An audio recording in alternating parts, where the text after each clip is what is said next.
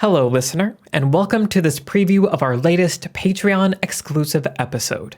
To continue the conversation and listen to the full episode, head over to the Beyond the Screenplay Patreon. The link is in the show notes. Hello, patrons, and welcome to this patron-exclusive episode of Beyond the Screenplay, the podcast where each episode we do a conversational deep dive analysis into a film.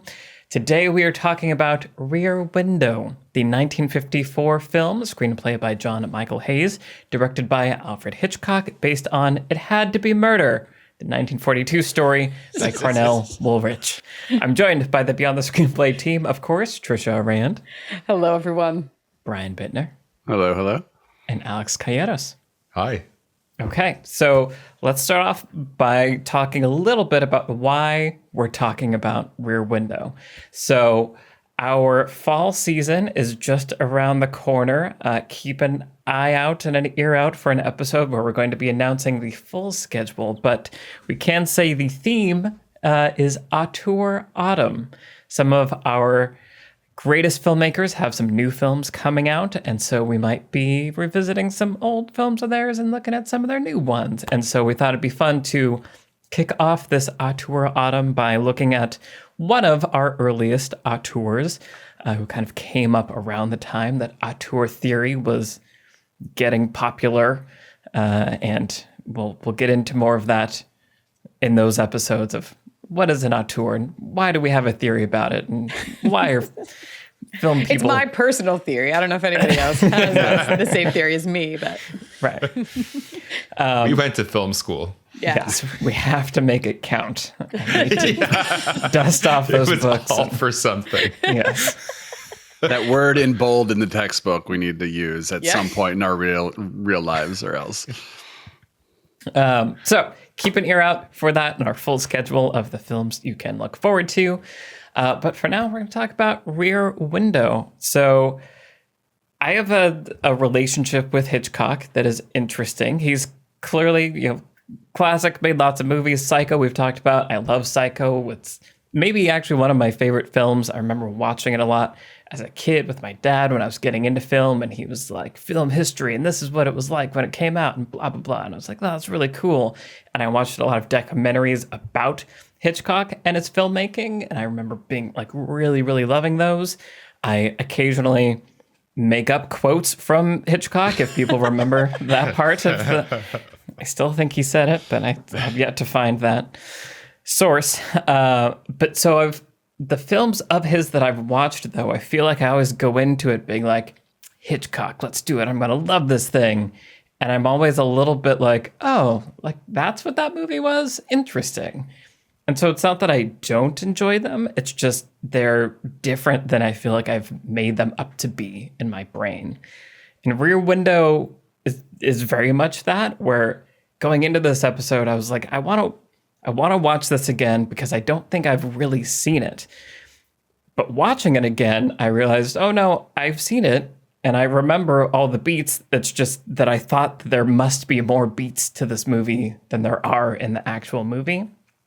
And I think part of that is sort of the structure and the plot and what the movie tells you when. And so I kind of want to get into that of like when you reveal information and the progression of these things. I did this time cue in a lot more to the character arc that's happening, and that there is one, and the relationship that blooms across this and all this stuff. So I definitely found more in it this time that I attached myself to and got into. But yeah, so it was an interesting mixed feelings watch, as it often is for me in Hitchcock. Brian, tell me about your relationship with this movie and Hitchcock. Yeah, I'll say I get a little where you're coming from with Hitchcock. I definitely sometimes watch some Hitchcock and go like, that was good. And it was especially impressive for the time. And I get how that movie like was a banger for the time. But for me, I'm watching it going like, cool, I'm appreciating this and I'm having a good time. I'm usually entertained at least, right? So I feel like there are some that are like really well regarded where I'm like, I liked it, and then others that maybe aren't as much that I'm more interested in. But I will say Rear Window is one that works both ways for me. Like, it's one that is well regarded, and it's one that when I watch it, I'm like, hell yeah, like I really love this movie. I checked out some of the big ones back in my kind of college-ish days where I was doing a lot of,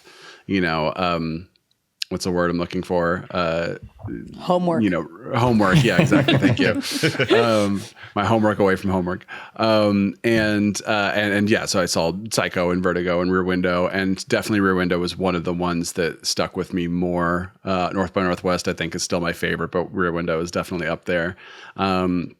And yeah, so I definitely, we'll get into Rear Window in a bit, but just Hitchcock in general, I think it's interesting when you have a filmmaker who, like, 6 of their 45 movies were masterpieces. You know what I mean? Like, he made a lot of stuff that was fine. He made some stuff that wasn't great, as opposed to like a Kubrick or even like a Nolan, regardless of, how sort of divisive Nolan's become lately. It's like every movie is impressive at the very least, right? Hitchcock was just like, here's the next one, another one. You never even heard of this one because no one even saw it back in the day. But he also made some movies that are pretty incredible. And I think that this is one of them. Yeah. Yeah. Cool. And I will say that when I turned on the movie and looked at the runtime, I was like, oh, this is longer than I thought it was. Like, okay. And by then I was like, oh, that flew by, actually. It's really well paced. Yeah. Mm-hmm. Yeah. Tricia, what about you? Yeah, I love this movie. I really like Hitchcock as a rule. And this one is, I don't know, really special to me for a variety of reasons. I remember seeing it for the first time in film school. I'd seen some other Hitchcock before that. My first Hitchcock ever was Dial M for Murder, which I saw in this like historic theater in Columbus, Ohio. That was just, and like it blew me away. And I was just like, what even is any of this? I don't know. If you can come to these movies without having them spoiled for you, right? Because these are fundamentally like suspense thrillers. And it's like the equivalent of, trying to see something like The Sixth Sense or The Prestige or something and not have it spoiled for you. If you can do that in this day and age and not have Rear Window or Psycho or whatever spoiled for you, then you're on the same ride that people were back in the day. And it's an incredible ride. And that was me watching Rear Window. I saw it in film school. I had no idea what was going to happen. The moment when Thorwald, Raymond Burr, looks straight up into camera because he realizes what's happening, I remember just screaming. Like, I was so hooked into the movie at that point. And then he just looks right at you and you're like, ah! Like, it just all comes crashing down. It's amazing.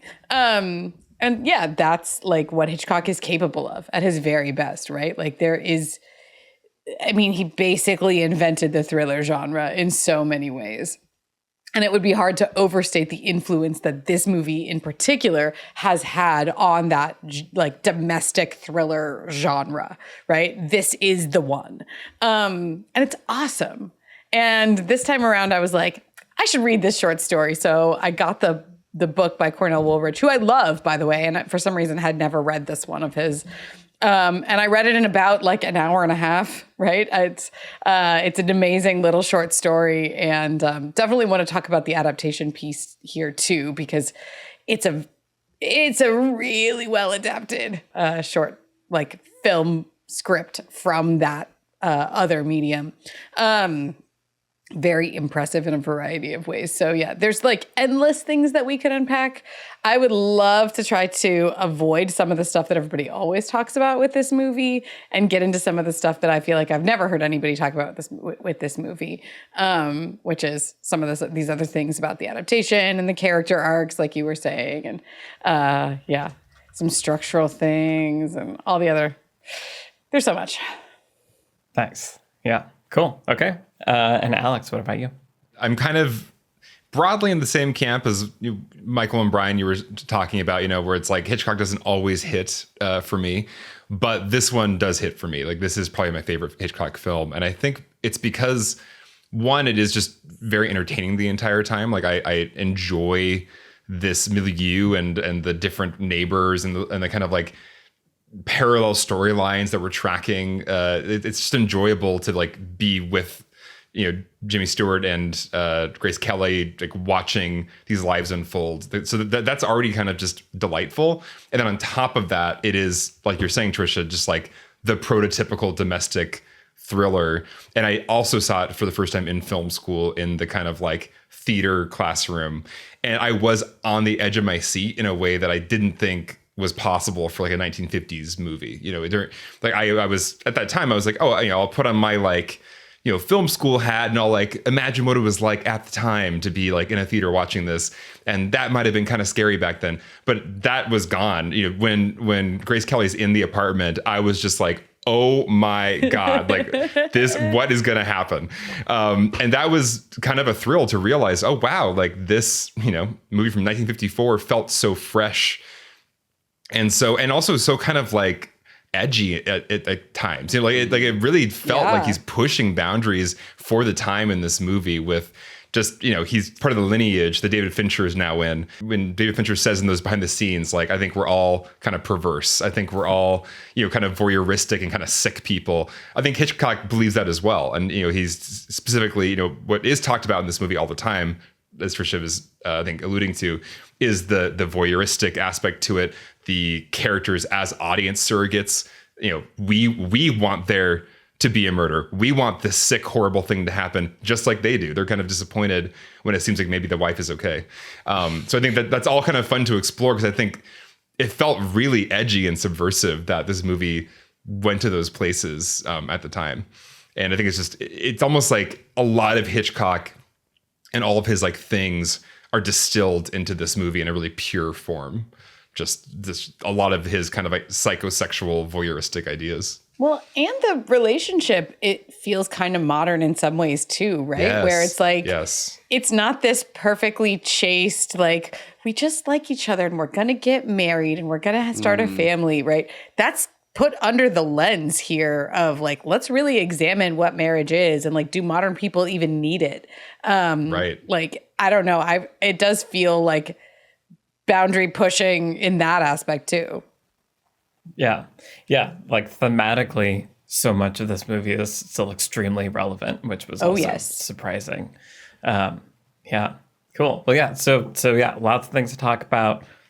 As you were saying, Trisha, like cinematic language, invented the thriller, character arcs, structure things. We want to get into all the sort of thematic stuff, like you were saying, Alex, the psychosexual, but also like relationships and voyeurism. And what does it mean to be a watcher of a thing? And what do people's real lives we turn into entertainment? Like, wow, we don't do that anymore to do. So yeah, lots of things to dive into. True crime. No one's interested in that. Yeah. Right. True crime. Woo. Hope you enjoyed this preview clip. To continue the conversation and listen to the entire episode, head over to the Beyond the Screenplay Patreon. The link is in the show notes.